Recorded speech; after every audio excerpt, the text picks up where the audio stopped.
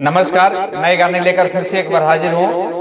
Video को लाइक करिए, गाना अच्छा लगे तो वीडियो को लाइक करना ना भूलें। कमेंट करके बताएं कैसा लगा। अगर आप मेरे चैनल पर नए हैं तो प्लीज चैनल को सब्सक्राइब जरूर करिए, बेल आइकन को प्रेस करिए, ऑल पे क्लिक करिए ताकि हर वीडियो सबसे पहले आपके पास पहुंचे जो भी मैं अपलोड करूं। आइए एक सॉन्ग सुनते हैं कैसे है।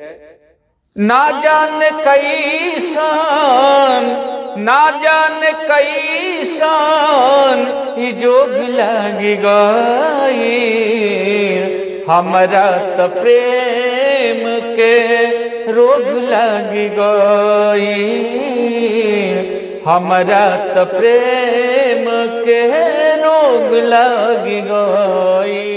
बढ़ता बेचैनी अब चैन नहीं आवता, हर पल यार के याद सतावता, हर पल यार के याद सतावता।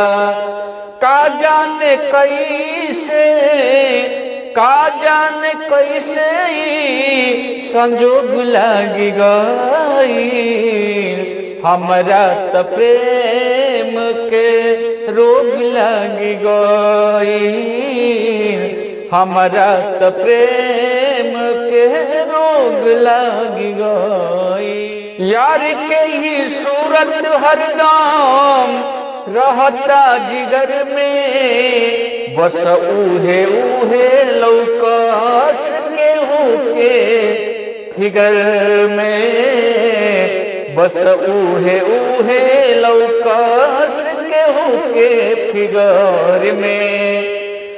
यही कारण पीछे मनमीत, यही कारण पीछे मनमीत लोग लागी गई, हमरा त प्रेम के रोग लागी गई, हमरा त प्रेम के रोग लागी गई।